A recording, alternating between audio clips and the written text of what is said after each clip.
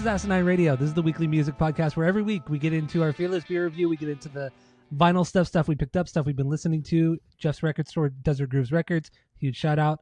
Huge shout out. And then we round it out with some new music and other happenings in the music world. My name is Tyler, and way out there, hundreds of miles away, is Jeff. While you're listening, go to Spotify, Apple Podcasts, give us 5 stars, tell your friends, share all the posts. If you're watching on YouTube, smash that subscribe button. And that's all I have for the boring intro. So let's get right into the Fearless Beer Review. What do you got this week, Jeff? Go. Somebody. No, just kidding. This Coachella IPA. Again? Last week I had the hazy, dude. Come on now. This is a West Coaster. Still can't even believe that. That was so good. That tickled my fancy. Yeah, I don't know. What is this? Mosaic, Centennial, Cashmere. Fucking, I don't really care. 6.8%. There's like 4 different of these in the fridge, so I'm just going to go through one every week. Last week was the hazy. Remember, it tasted a lot like orange. Yes, I do remember that. I don't think you do. But this one's just I remember West everything. Coast, so I remember everything. okay. Yeah, I do. All right, so what I have here is a hazy IPA from Mission Brewing. This one is called Waves of Haze Hazy IPA. It's 6.2 ABV, and I don't know, cool simple can from San Diego. This brewery's from San Diego. Yeah, I guess the cross, the crucifix, whatever it is, goes hand in hand with the Mission Brewing, right? Makes sense. 19.2 fluid ounces, so this is a big boy right here. Let me get toasty. You hear the cat? You hear the cat meowing? I was walking around. Oh, you can see it. Oh, yeah, you're It's leaving. It's leaving quick. She just left. The dog's right here behind me too. I just saw you got the format up there too. Look at that. Oh yeah, I was listening to that. That was my closer last night or 2 nights ago when I was spinning. That's a good closer. That's a good closer. So I just didn't forget to put it away. So Mission Brewing, damn dude, I poured it and there's so much fucking head on this. It's crazy. It's crazy. I poured mine. Remember last week too? I had a problem with Yeah. this fucking thing. You did, yeah. Maybe it's just these cans. I don't know. To be fair, like friend of the pod, Sloan bought these cans in Coachella when he was not Coachella. That was just Indio City. Yeah. He bought these out there and then drove because they were warm out there, and then put them in his trunk and then drove home. It was like 4 hours in the trunk. So Trunk beers. I don't know. Maybe that has trunk beers. That sounds good. Maybe that has something to do with the foaminess. I don't know. Wasn't that last week? It was foamy. Wasn't that a thing? The trunk beers with Ryan. Weren't there?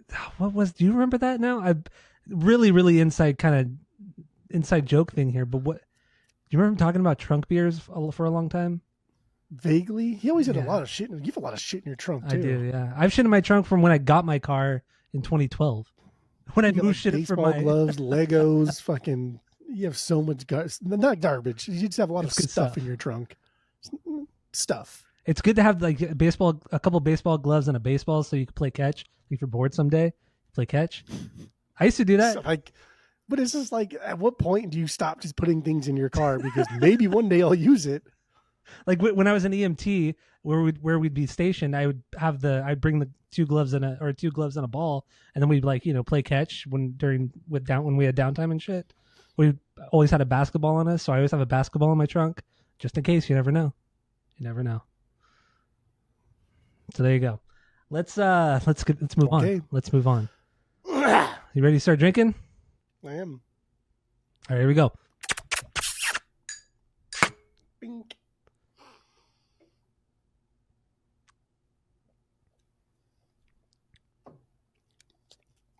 Ugh. All right. So yours is a West Coast, right? Yeah. Yeah. So you clearly don't like it. What do you? No. What do you got on it, and then what do you rate it based off of our world famous 3-point rating system, where 3 is a perfect beer, 2 is a good beer. You're gonna continue to drink. 1 is a bad beer, but give it a shot, and 0 is a drain pour. Go. It's not snot. It's not as dry and as aggressively West Coasty as I had thought it was going to be. Still a little citrusy, but maybe I'm in my own head now, and I think these beers are bad. But this one's almost like nutty. Oh, that sounds gross. There's a weird aftertaste here that I don't know what it is, but it's not pleasant. It's not good.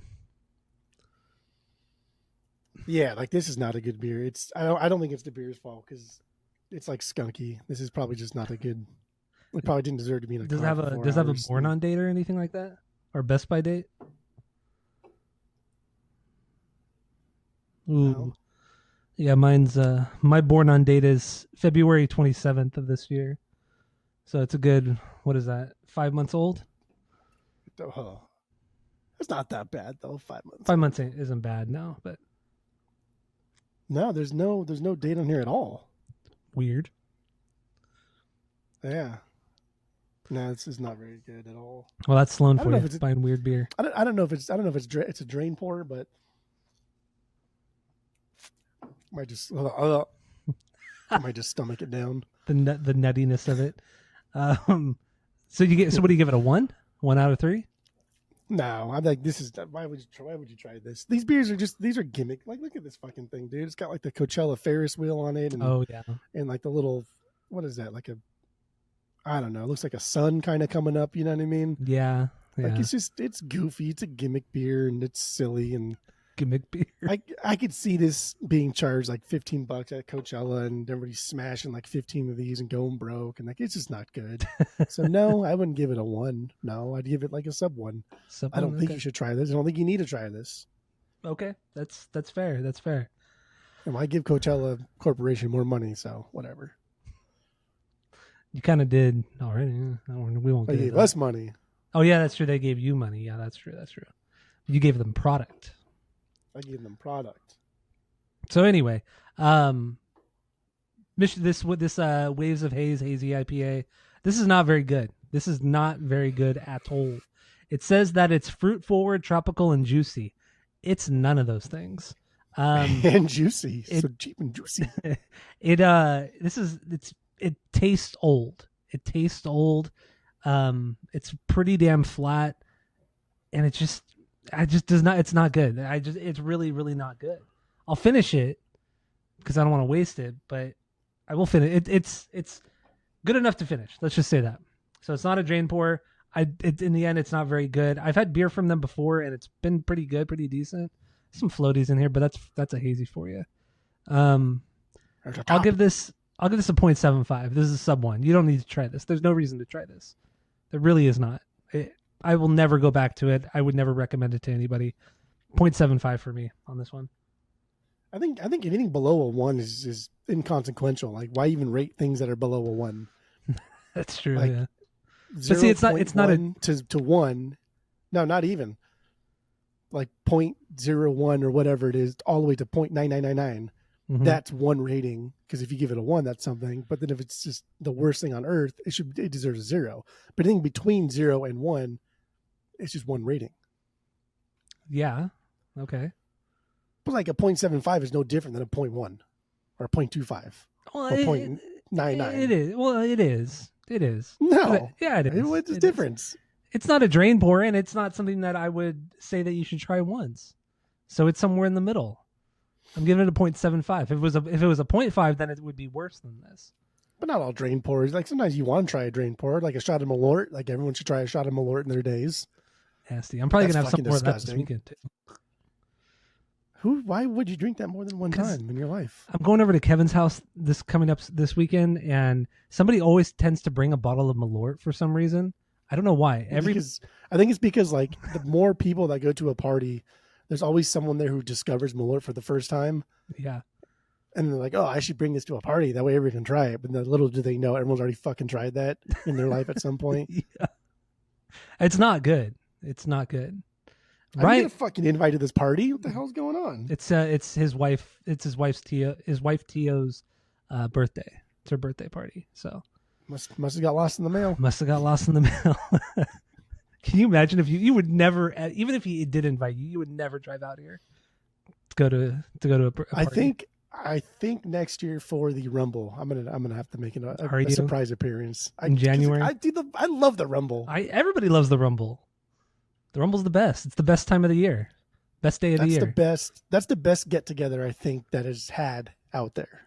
Yeah, and it's an event that we've not skipped since 2010. We've been doing it every single year since 2010. We watch the Rumble, have a giant party, get drunk, and have a good time watching the Rumble. And gamble, baby. Gamble, yeah. That's the best part.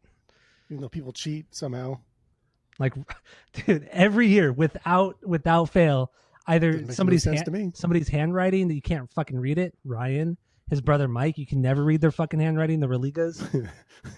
And then last year we changed it and we actually typed out the numbers, but for whatever reason somebody forgot to put like a line under the 9 or the 6.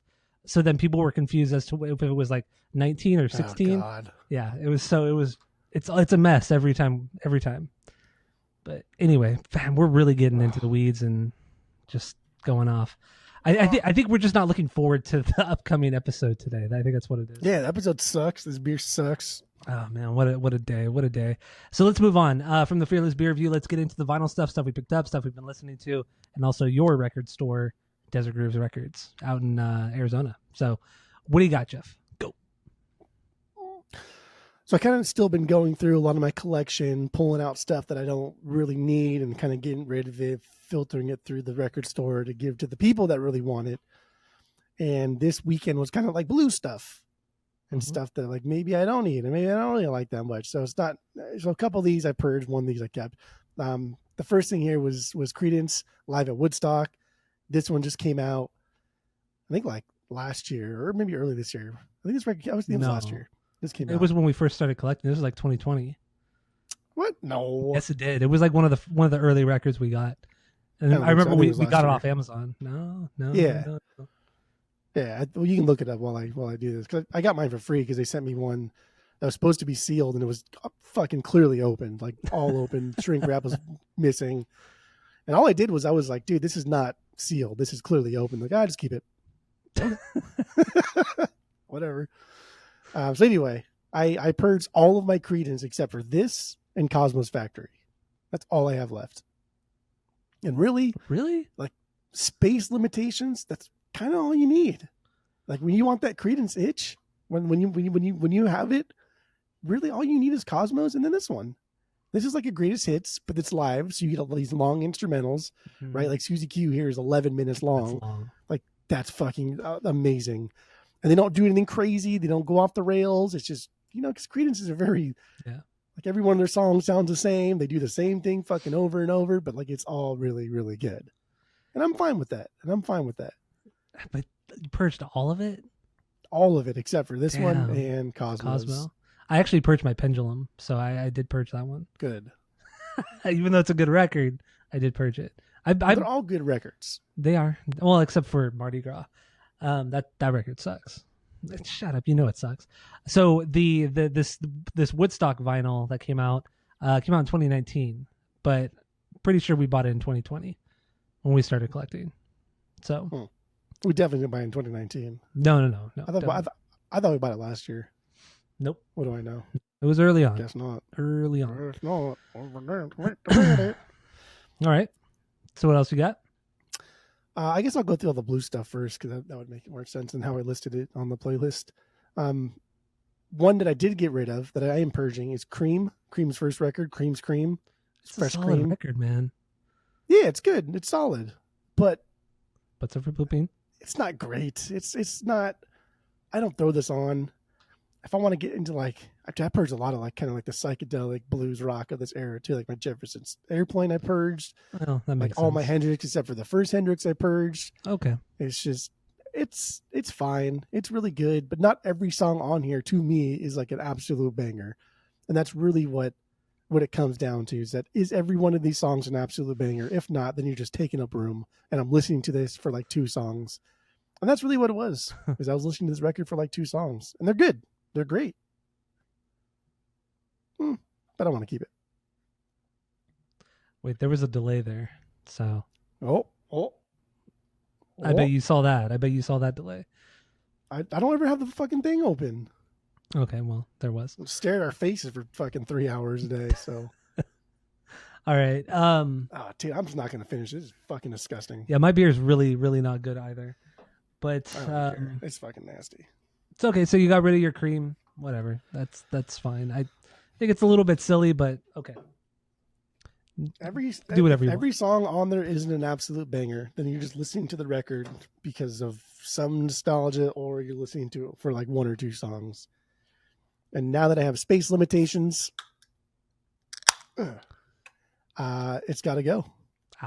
It's got to go. It's got to go. All right. So then what else you got?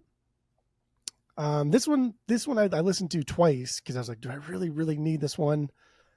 And ultimately, I don't need it. But that's Fleetwood Mac's second record, Mr. Wonderful. I can't. I'm shocked. It's just really, I'm holding out for two things. So, like, at one point, I had every Fleetwood Mac record except for their first one, all the way until Tusk. And then I got rid of everything. And then I got rid of everything again on the Big Purge. So now all I have is the Live Rumors, because if I want to listen to Rumors, I'm just going to listen to the Live Rumors. It's fucking same thing, just a little bit better. I have Live Rumors. I had Mr. Wonderful, then Play On, of course. That's my fucking favorite Fleetwood Mac record.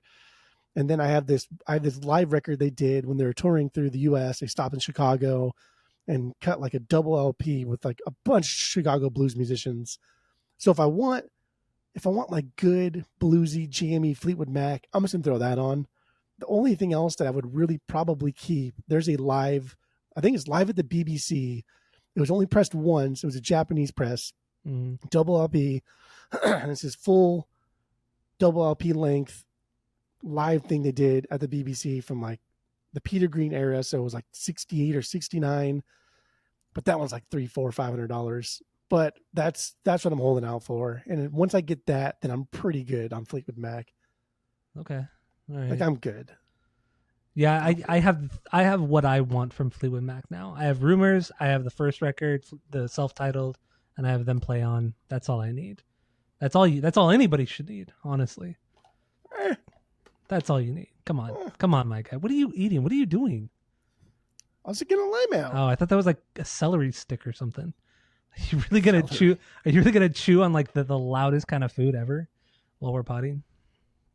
But okay, all right. So what else you got? Because I forgot another glass, so I had to shove my lime into fucking there. And I don't like shoving limes into the cans because the edge of the can like tears the lime like that, tears the pith. Yes. The pith. The pith? Tears the pith off into the lime and then gets into the beer. So when I drink the beer, I taste lime, but I also taste the pith. So it's a lot of those things I don't really want to taste in my beer. Pith? But anyway. Is that really a word? Yeah. Oh, okay. Okay. That's okay. All right. What else we got here? Oh, Herbie Hancock. The Herbie Hancocks. Yes. Yeah, so his record, the record he did right before Headhunters, called Sextant, and this is 72, 73 era Herbie Hancock, and this is my favorite. I haven't listened to every Herbie Hancock record, nor do I probably ever will, because there's a lot of them, and this is his 11th already, so I'm just never going to get into all of it. But this is the era that he did that was kind of like that jazz fusion, a lot of funk in here, a lot of rock. So like coming off the tails of like Bitches Brew, and everyone's like, holy shit, I want to do that. And then like, this is him honestly doing it as good, if not better than Bitches Brew. Like this record is unreal. I would agree. In some cases I think it's more, at moments it's more ambitious than Bitches Brew. That's for sure. And it's definitely up there as one of the greats. Bizarre sometimes. Yeah. I think I would put it up there as one of the greats. Especially in jazz fusion, but I think in jazz altogether, I think it's definitely one of the greats. Fantastic record. I have it on vinyls too. So, but good stuff. Good stuff. I actually got this copy from David, the other guy that owns the record store. David. He actually gave this to me for free. Yeah. So okay. That's interesting. I don't know. I got mine for pretty cheap at White Rabbit. It's a pretty clean copy too. Wow, we actually have a quad copy in the store right now. You gonna take that home? No, I have a really, really, really clean copy already. So the quad copy, I don't know. I'd rather just sell it. Yeah, I agree. Make that money. I agree. Very cool. But yeah. Anyway, so that leads to the last thing here, and I'm still in this massive Beach Boy kick.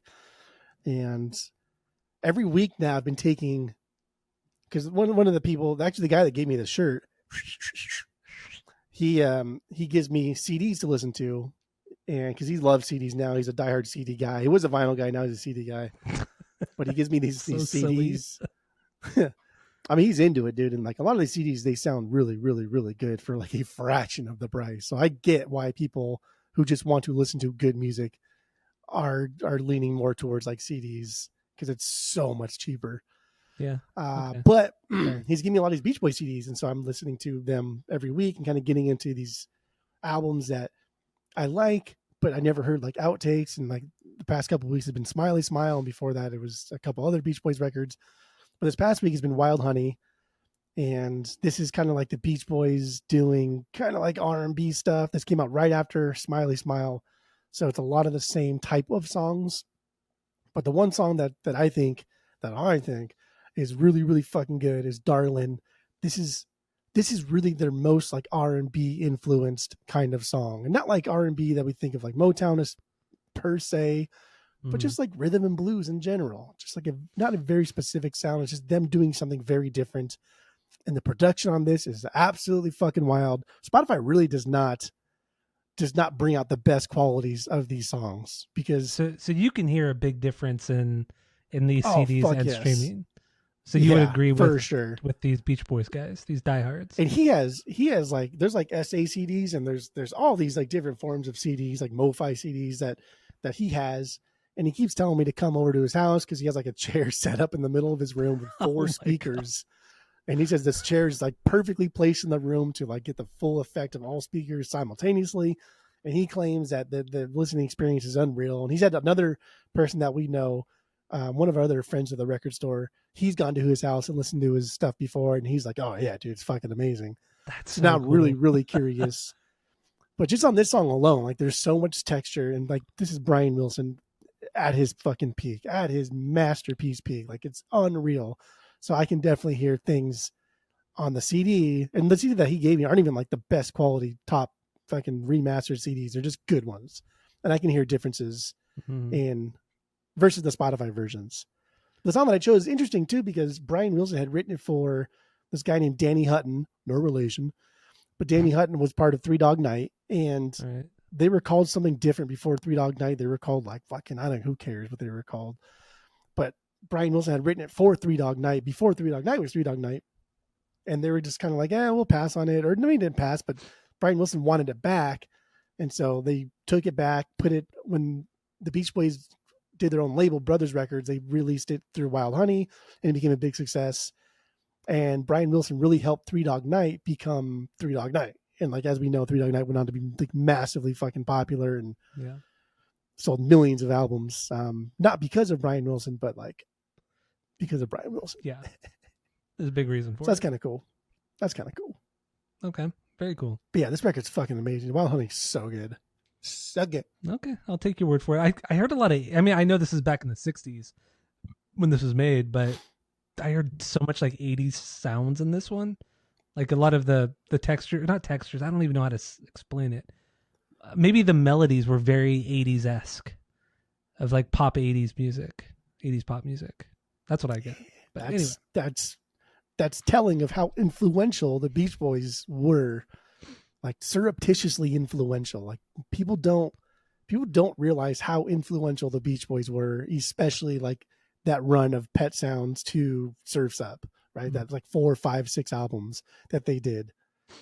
And I think, but like when you hear Beach Boys, you think either Pet Sounds or you just think like Surfing USA. You think like that era of the Beach Boys, which is just like, it's fine. It served a purpose. It was cute. But once Brian stopped touring, once Brian was like, you know what, guys, I'm done touring. I'm just going to focus on writing. You guys tour without me. That's when the Beach Boys hit their stride.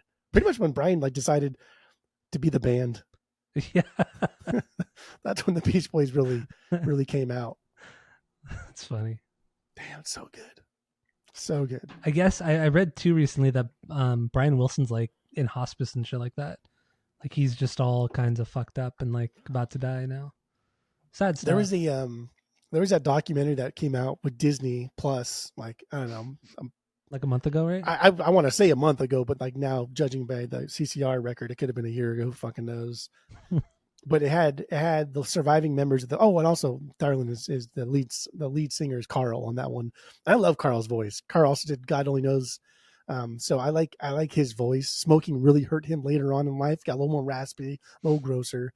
But I really like Carl's voice. Anyway, the documentary shows the surviving members of the Beach Boys meeting up on the beach where they first shot that picture of Surfing USA. We're on the van and everything. Same beach. I think it's in Malibu. And they, Brian looks like, honestly, Brian looks like Weekend at Bernie's. Like he's already fucking dead. Like straight up, he looks like he's dead. That's so sad. So yeah. sad. But like, dude, an illustrious career. Oh, and like, yeah, he's absolutely. lucky to be alive with drugs and mental breakdowns. Like people don't survive that the way he has survived that. Mm-hmm. Yeah. So I read too. Fuck, who was I reading about? It was one of the Beach Boys. I wish I remembered who it was, but he was friends with Charles Manson and shit, and he wrote songs with him. Which Beach Boy? Dennis. That was the drummer, the brother that drowned. Yeah, he drowned off of He was homies with Charles Manson, and then he brought him to the recording studio one day to help cut some tracks. And Brian pretty much has said like, yeah, I took one look at him, talked to him for about 20 seconds, and was like, nah, dude, don't ever bring this guy here again. But that was way before Manson was Manson. That was just like Laurel Canyon weirdos being fucking Laurel Canyon weirdos. Yeah. And I read too that he would let like some of the Manson family stay at his house, and they just ripped him off. They just stole everything, stole his cars, stole just fucking literally everything. He lost like millions of dollars in just possessions.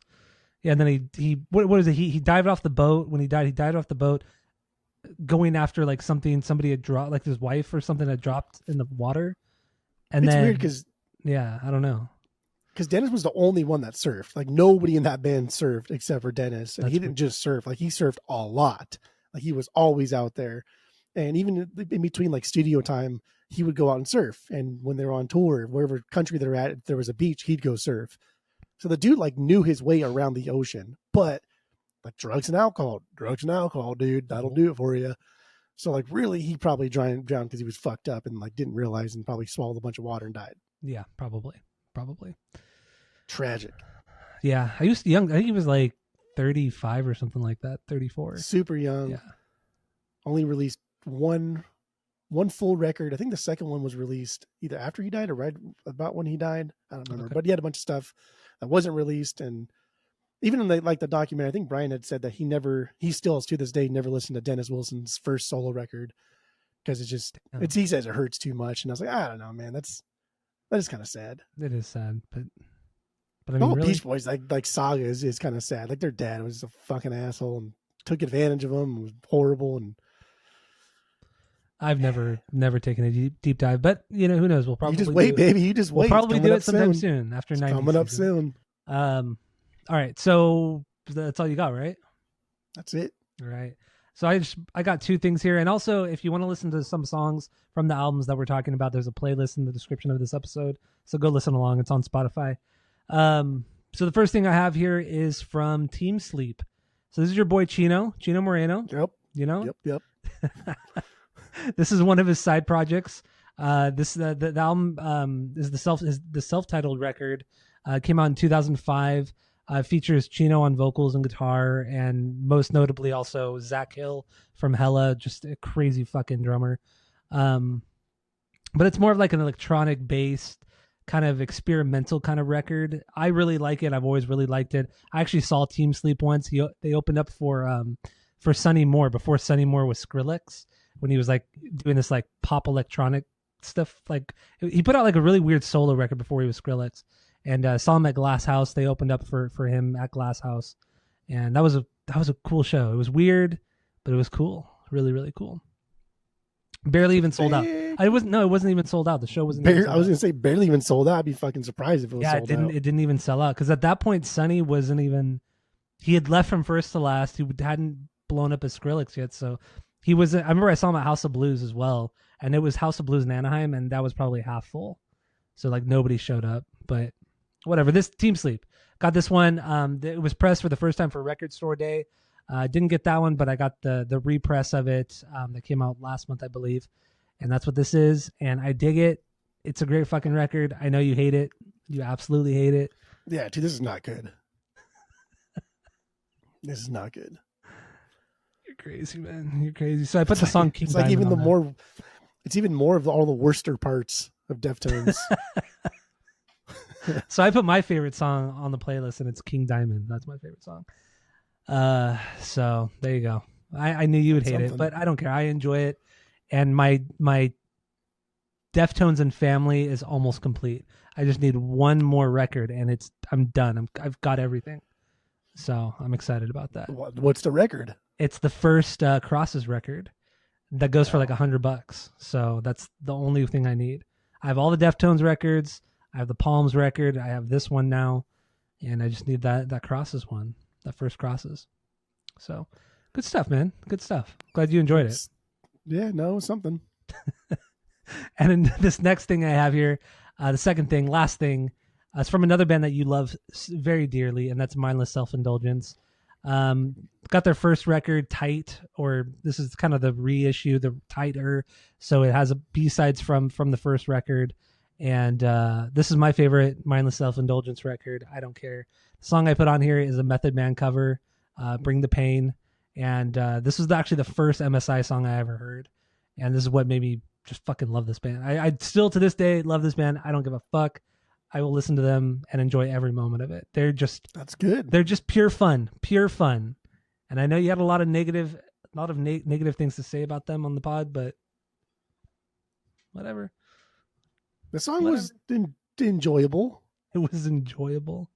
Yeah. I would never listen to the song again for the rest of my life, but I enjoyed my 3 minutes with it, or how fucking long it was.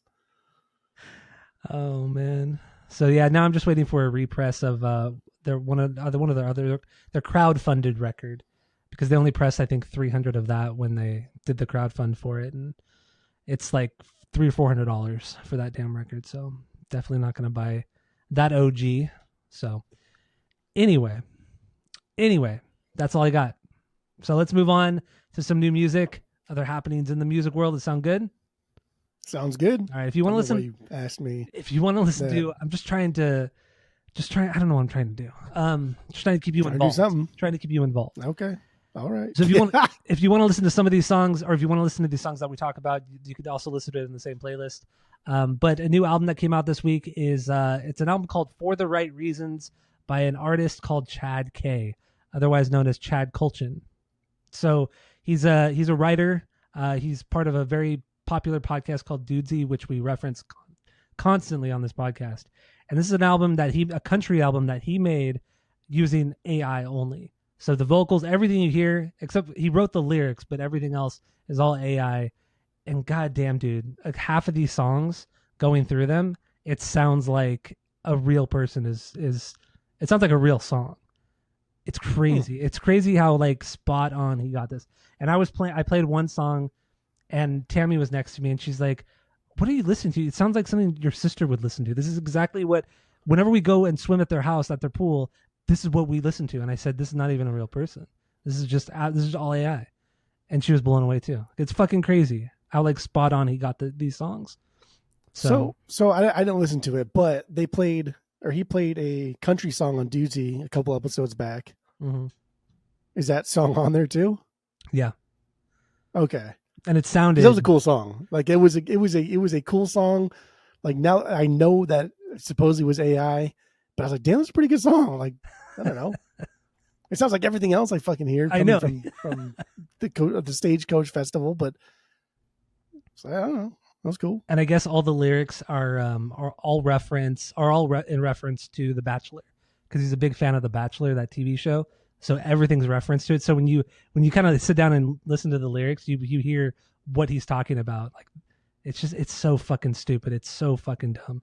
But I would love for this album to blow up and get super popular, just as kind of like just showing that genre sucks. Just sucks. It's the worst.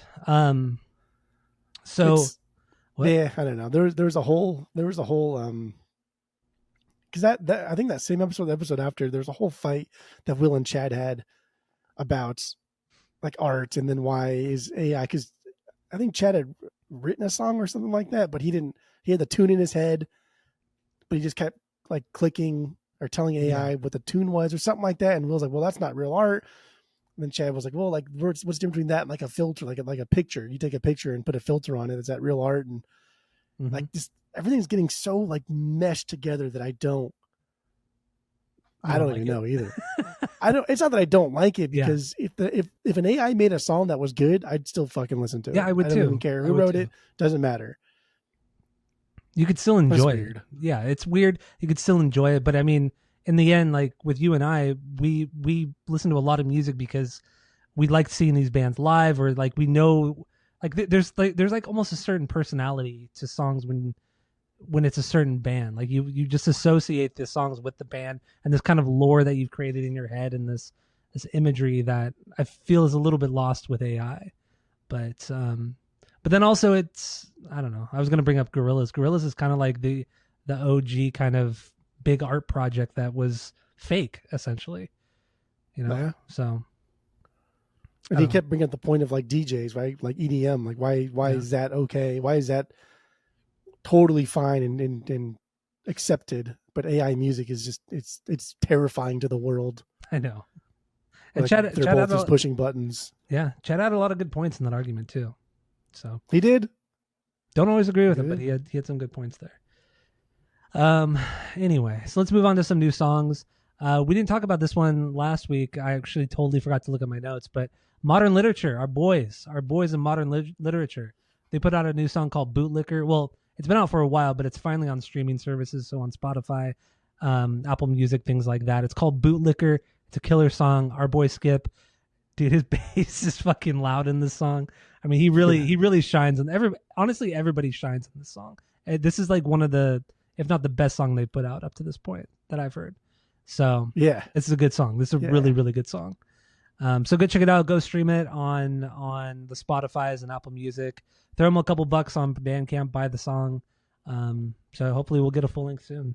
So just wanted to shout them out for that. Huge shout out. My boys in Atreyu, they put out a new cover song for the song Like a Stone from Audioslave. And damn, dude, why are they still a band? I just don't know why Atreyu is still a band. And I only talk about them because it makes me mad. What'd you think of this cover? This should make you mad because one, what really hurt me about this one is I was really waiting for like, let's go, and then and like to really change it up and become Atreyu, the Atreyu that I know and love, rather than just be this fucking stupid vocal performance. And it's like, dude, Cornell didn't need all these filters. He didn't need this massive like echo and reverb on his voice to sound fucking amazing. Like, yeah, you sound a lot like him and you sound like a great singer, but your voice is going through so many filters. It sounds stupid. It sounds disingenuous and garbage. And like Cornell had a fucking group of musicians around him to prop him up a little bit. Yeah. Like just Tom Morello's little guitar parts. Ding, ding, right? So simple. Like all the things were really simple, but really cool.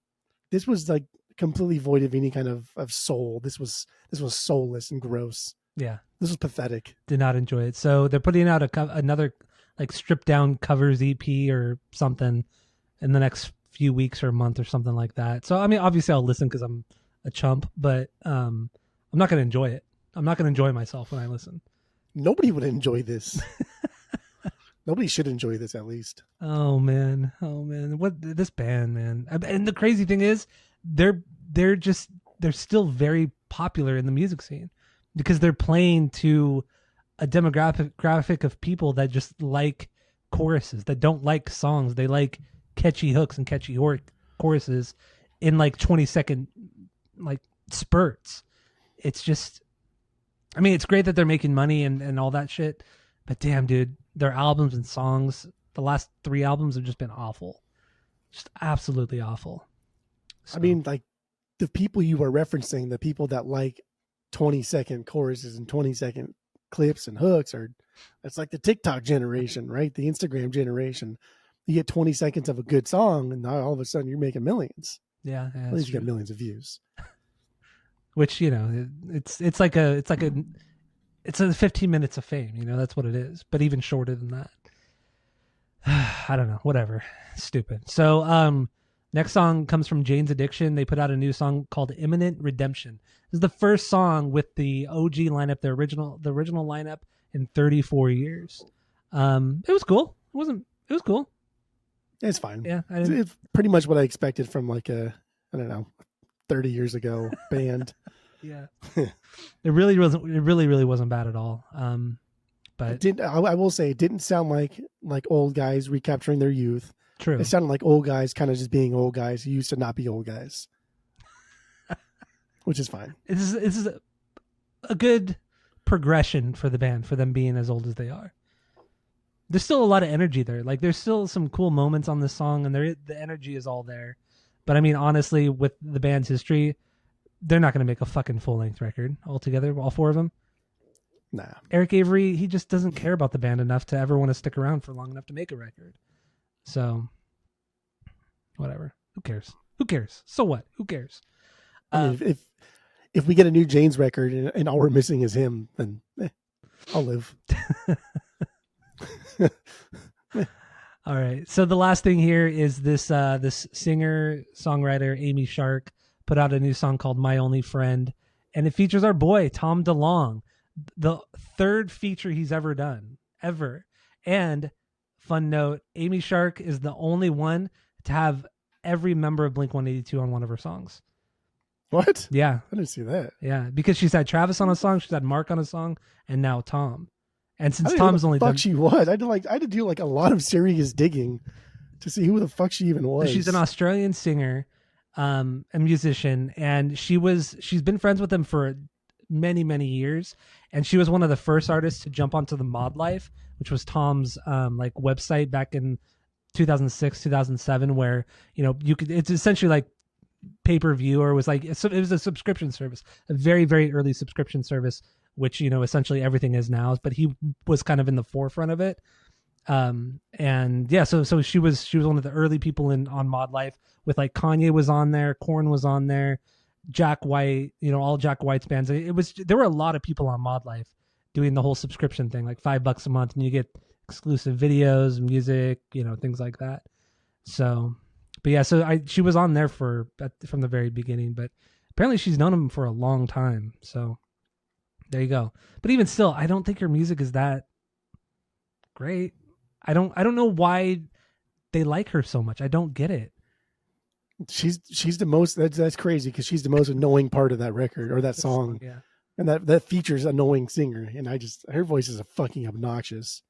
I don't even care. It's obnoxious, and I did not like that song at all. Yeah, and friend of the pod, Skip, he said that it sounds like John Feldman produced it. Like it sounds like a Feldy song with Tom. And yeah, I kind of agree with him on that. So there you go. Amy Shark, Tom DeLonge, My Only Friend. Go check it out. Go listen to it. So don't listen to it. The last thing here is from your boys in Goldfinger and Less Than Jake. They put out a new song together, collab. Your boys, especially Less Than Jake. Those are definitely your boys. The song is called I Had Some Help. And this song sucks, man. This song fucking sucked. It's like, yeah, it's like a pop punk kind of song, but it's like country music too. Like the melody is very pop country, contemporary country. It's bad, dude. It is bad.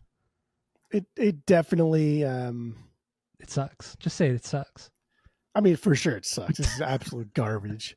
But it's like they both went into the studio to make the songs.